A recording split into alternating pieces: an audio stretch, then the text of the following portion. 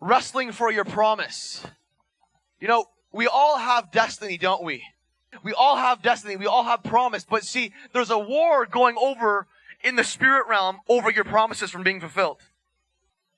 When God gives you a prophetic word, when God gives you a word in your spirit, something that you're going to do, you have to labor for it.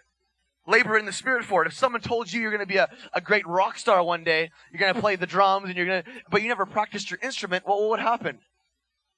See, there's something about positioning yourself to fulfill destiny.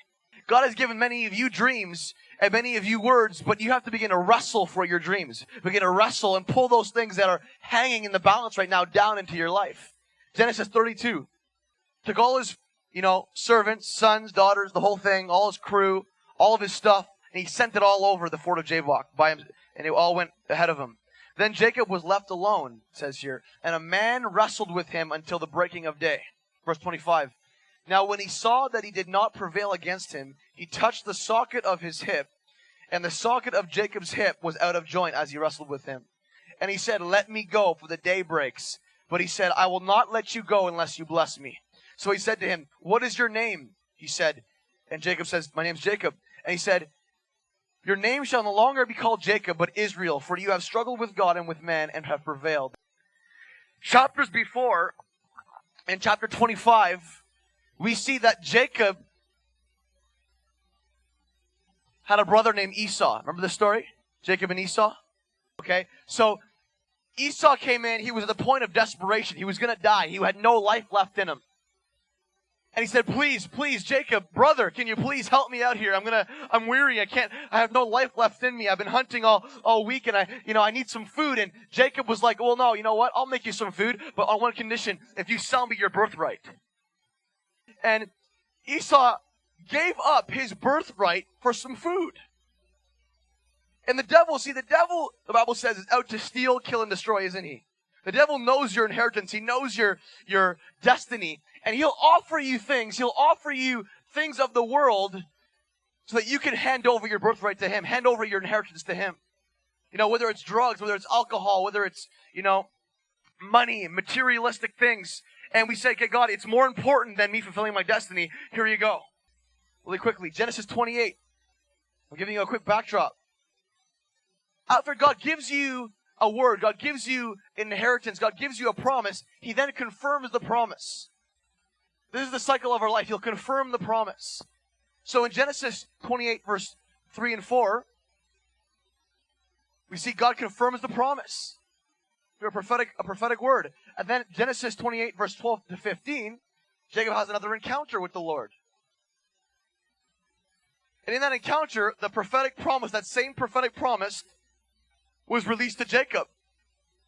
Really quickly. That promise was this.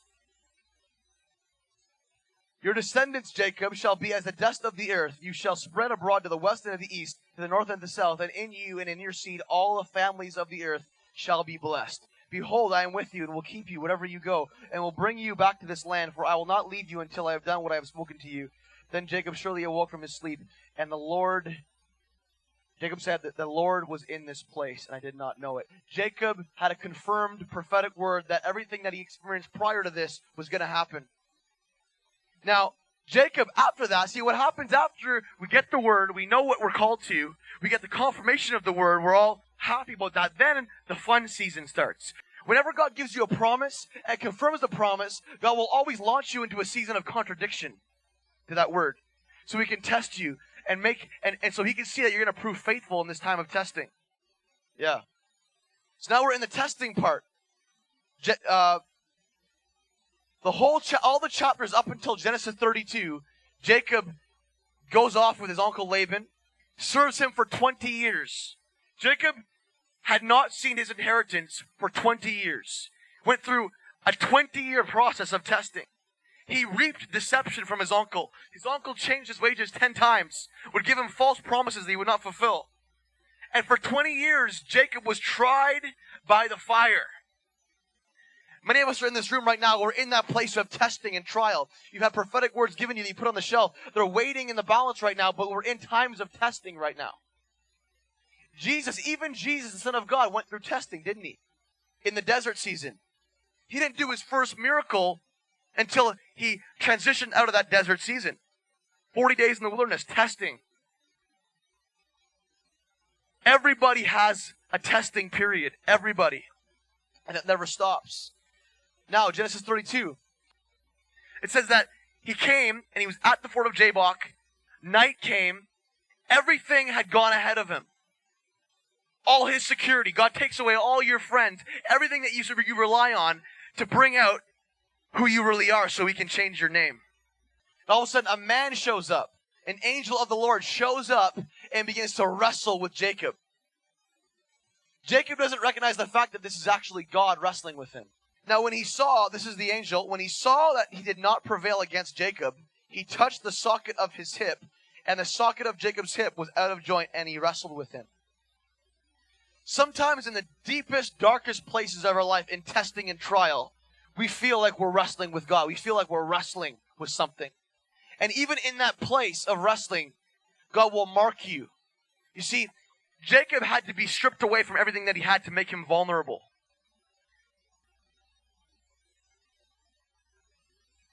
And he said, the angel said to Jacob, "Let me go, for the day breaks." But he said, "I will not let you go unless you bless me." You see how ferocious and tenacious Jacob was? Even after he was wrestling, even after he had nothing left, even after, he had all this stuff go on, even after his hip socket was out of place and he was now physically hurt, he still didn't give up. See, many of us are at this point of the day's about to break. And we have a choice to make. Are we going to give up? Or are we going to keep wrestling? Are we going to keep fighting and prevailing till we can get the promise? You see, Jacob said, "I will not let you go unless you bless me." So the angel said to Jacob, "What is your name?" God just wanted to hear Jacob's response of who he was, what defined him. And when he confessed, he said, "My name is Jacob." What he actually said was, "I'm a liar. I'm a deceiver." He confessed who he had been. He confessed who he was. And at that very moment when he confessed the deepest, darkest place of his heart, he confessed who he was, the shift happened. The transformation began to happen. The angel turns to him and says, "Your name shall no longer be called Jacob, but Israel, for you have struggled with God and with men and have prevailed." It's almost like a picture of our relationship with God. When we come in from darkness into light, God makes all things new, doesn't he? He changes our name in the spirit realm. We're a new creation. You see, and when God marks you, when God takes you into that season of testing, he makes you become the message. See, Jacob became a message of, I struggled with God, but I prevailed. I wrestled with God, but I prevailed. I wrestled for my destiny, and I got what I was going for. That was Jacob's message. And it says here that when he became Israel, he walked over the brook, and it says he limped on his hip. It was a sign, it was a testimony to all of Israel, that Jacob was this man who wrestled with God and prevailed. He became a walking, living testimony. That if you wrestle with God, if you wrestle in that dark place with God, even after all these things that you've done, all these things that you're a liar and you're a deceiver, if you just confess who you are and you give that to God, God will change your name and will move you into your destiny. I believe that today, some of us are at a place where we're wrestling. Even in your Christian walk, even in your spiritual walk with God, you feel like there's breakthrough. Daybreak's about to come. We're almost there. And will you give up? The challenge is, will you give up? See, the angel said, "Let me go." But the angel didn't want Jacob to let him go. But it was a challenge. Will you let me go? Is your breakthrough, is your victory, is your promise more important than it just being hard right now? And when Jacob crossed over the fort of Jabbok, he began to walk into his inheritance. We're at a crossing point. We're in a crossing over season. And I'm telling you, if we just keep pushing in, if we just keep getting breakthrough, we keep pushing in and pressing in for God's promises, we will cross over into our inheritance and begin to live in our destiny. Joshua was a man of destiny. Joshua brought all the Israelites into their destiny, into their promised land. But the Israelites took 40 years. Jacob took 20 years. How long is it going to be for us?